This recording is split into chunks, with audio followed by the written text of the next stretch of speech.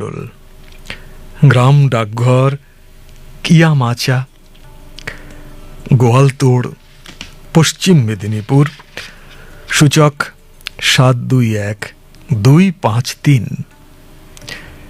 ওহে অনুভব, তোমায় বিদায়ী শুভেচ্ছা আর আগমনের অভিনন্দন জানিয়ে শুরু করি ধারাভাষ্যের প্রথম পর্ব। দেখতে দেখতে ক্যালেন্ডার পাল্টে নতুন ক্যালেন্ডার লাগানোর তোড়জোড় চলছে।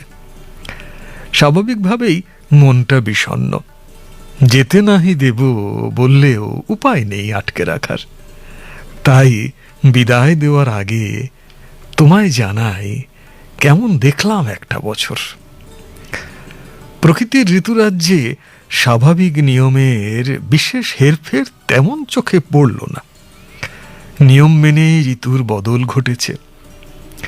এসেছে গ্রীষ্মের তীব্রতা, বর্ষার ঝরো ঝরো ধারা, শরতের শিউলি কাশের মনোমোহিনী শোভা, হেমন্তের ফসল শূন্য মাঠের রিক্ততা, শীতের রুক্ষতা, আর উজাড় করা বসন্তের পলাশ শিমুল কৃষ্ণচূড়াদের যৌবনের লাল রং।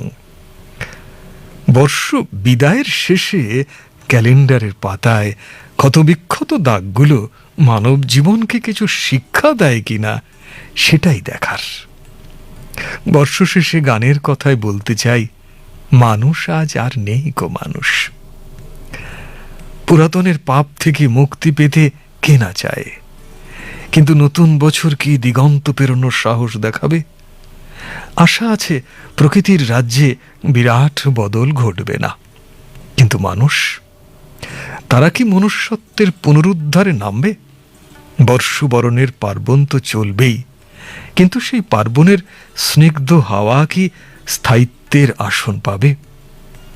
হিংসা বিদ্বেষের নগ্ন রূপ কি আবার ন্যাক্কারজনক নগ্নতার নতুন অধ্যায় রচনা করবে? আশায় আছি পার্বণের ধারাভাষ্যে মিলবে মানবতার নতুন রসায়ন। তাকিয়ে থাকলাম এক বুক আশা নিয়ে নতুন পার্বণের দিকে। আর শুনতে চাই মানুষ মানুষের জন্যে। দেবীপ্রসাদ মণ্ডল, গ্রাম ডাকমণ্ডল।